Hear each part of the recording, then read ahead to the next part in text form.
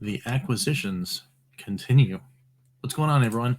It's Rich Haywood here for Bacon Ice Cream Productions and Team RTFC, welcoming you to yet another episode of the Good Times Newsline Flashcast. Yeah, that's right. That's right. Yes, indeed.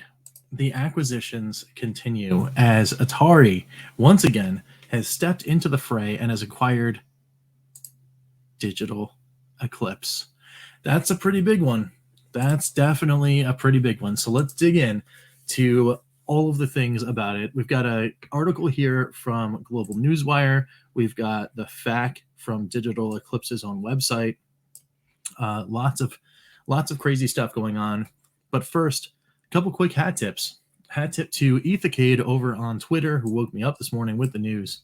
And then right after, directly after this, also found the information yet again on that Polymega Discord. It's pretty good. It's pretty good. So let's dig in and see what's going on here. All right. We're going to start off with the Global Newswire article. So we're going to go over here and read in on this. All right. It says, Atari enters an agreement to acquire Digital Eclipse. It's pleased to announce that the agreement was to acquire all of Digital Eclipse Entertainment Partners Co., which is also known as Digital Eclipse, a game development studio originally founded in 1992, focused on the digital restoration of classic video games based in Emeryville, California. The acquisition of Digital Eclipse will allow Atari to expand its internal development capabilities and utilize Digital Eclipse's industry-leading experience and proprietary technology. In joining Atari, Digital Eclipse will grow its business capabilities by expanding its development capacity and access to world-class IP, and will leverage Atari's management expertise. So it looks like they needed some more studios to work on all of that IP that they've been just gobbling up. And these guys are pretty good. They're pretty good. By adding Digital Eclipse along with Night Dive Studios in May 2023, Atari will be able to further support its retro-focused growth strategy, which is 100% the case.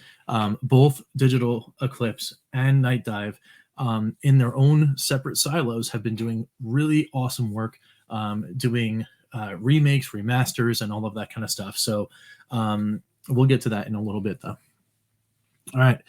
A little bit more information about Digital Eclipse, founded in 1992, game development studio dedicated to preserving gaming's heritage and telling stories of the gaming history through archival releases and in interactive documentaries, which have been awesome, like Atari 50. Digital Eclipse pioneered commercial video game emulation well before it was a household concept, and today Digital Eclipse is one of a select few development studios recognized as leaders in retro-focused development. Notable projects from Digital Eclipse include Street Fighter, the 30th Anniversary, Mega Man Legacy Collection, SNK 40th Anniversary Collection, Teenage Mutant Ninja Turtles, the Cowabunga Collection, the Disney Classics Games Collection, which all sold millions of units and were critically acclaimed. More recently, Digital Eclipse developed the Atari 50 Anniversary Collection, which was outstanding. The Fun for Five series that was dedicated directly to Atari 50 that we definitely need to get back to.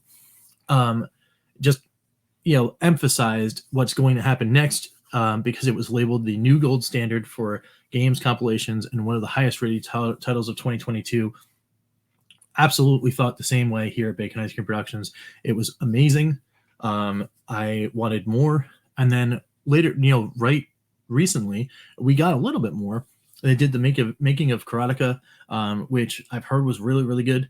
And I wanted to check it out. I was hoping for an Atari VCS release on that one. But you never know. You never know now what's going on. And Wizardry Proving Grounds of the Mad Overlord, that's in early access on Steam right now. It was another good one that's been getting a lot of positive buzz. The studio's been awesome, and it's filled with a whole bunch of people that have been in and around the industry for a really long time. They've been in sorts of different projects all around the gaming industry. Some of the people in Digital Eclipse were some of the same folks that helped out studios over on Fig. Some of the people were parts of the board over there or whatever. they did a lot of really awesome stuff, and they've been doing a lot of awesome stuff, bringing these collections to light. And man, oh man, was Atari 50 just awesome. So anyway, since its inception, Digital Eclipse has produced over 250 games and developed long-standing relationships with leading publishing and development platforms, development partners, I should say, in the industry to deliver amazing video games and collections. With its innovative proprietary technology, Digital Eclipse is now leading this category in sales, critical reception, and innovation. It's a really awesome thing to add to your portfolio, especially if you're Atari, a well-known brand looking to continue to push the retro-focused things. Very, very cool stuff. Wade Rosen, chairman and CEO of Atari, commented, "Digital Eclipse is the best in the world at what they do. They have a deep love and respect for the history of the games industry and are renowned for developing critically acclaimed projects based on historic franchises. Digital Eclipse, along with Night Dive, are in perfect alignment with Atari's DNA and renewed purpose. I'm personally excited to see where we can push the boundaries of retro innovation together." I am also really excited as to what's going to happen with all of that. Does that mean like all those kind of cool things start making their way over to Atari VCS? Who knows? I know for a fact that there's going to be properties they're going to be working on that are going to be really cool. And, a little bit more on that in a little bit. But anyway, Andrew Iyer, Chief Executive Officer that's over at Digital Eclipse, commented, "Atari and Digital Eclipse share the same ethos when it comes to celebration and preservation of gaming history. It's an exciting combination, and I am confident that this will serve Digital Eclipse and our fans extremely well as we grow our business and expand our capabilities." Mike Micah, President and Creative Director over at Digital Eclipse, also says, "Our experience collaborating on Atari 50, the anniversary celebration, was revelatory. The trust that Atari showed our team, our clear mutual love and respect for the content positioned us to produce something truly remarkable. I know Atari will continue to champion our approach, and we will be bringing fans exciting new projects for years to come." That's awesome. It's really cool. There's some more information. Purchase price, they got it for $6.5 million payable at the closing, $4 million in cash, $2 million in ordinary shares of Atari. Remaining earnout up to $13.5 million payable in cash over the next 10 years based on the Digital Eclipse's performance, and all that kind of stuff. And there's a whole bunch more about like the financing and like all that kind of stuff, and a little bit boilerplate about Atari, of course. Yeah, it's cool. This acquisition might wind up being a little bigger than the one for Night Dive, a little less up front, but a little more on the back end kind of thing if you're into that business stuff. But anyway, there's some more things happening over at the Digital Eclipse website, though. They have a FAQ, so we're gonna hop on over and check that out. So let's do that right now and check out the FAQ and see what they have to say about that. It's pretty cool that they used the artwork for Atari 50. It's pretty decent. They say that the reason why is they're a studio with big dreams. Atari is a legendary publisher with a new spirit. We love working on Atari 50 together. We understand each other. This looks like a great way for both organizations to accomplish a lot of our future goals and be better and faster together, which is cool. It says, "Is Digital Eclipse only allowed to work on Atari properties now?" It is business as usual at Digital Eclipse is the answer there. While we're certainly happy to have greater access to Atari's fantastic library, which is growing based on all of these acquisitions, we still have the freedom to seek out projects with other parties. In addition to the most recent releases like Wizardry, Proving Grounds, and the Mad Overlord, and the making of Karateka, Digital Eclipse has a lot of unannounced projects in the works that do not involve Atari's IP, and those will carry on as planned. The future is wide open, and we believe partnering with Atari will bring about even more opportunities.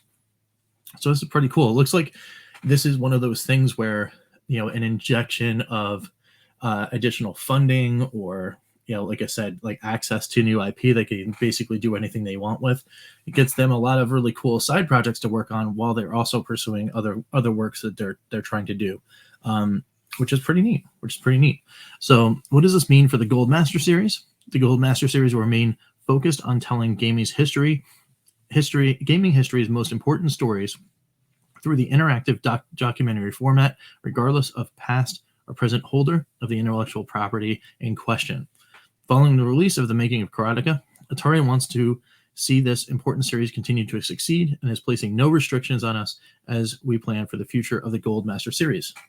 Awesome. So you're kind of like letting them run on in their own silo, but because now that they are a team inside of Atari, Atari does have access to the technology that they have in order to do cool things like Recharge and all that kind of stuff. So maybe there's going to be some shared stuff between them and Sneaky Box and some of the other companies that are working with Atari to do some of these remake and remastered games. Mega Cat, for example, like all sorts of different people are working with Atari now. So now that Atari has access to those tools, it might mean some cool things coming up that we don't necessarily know about.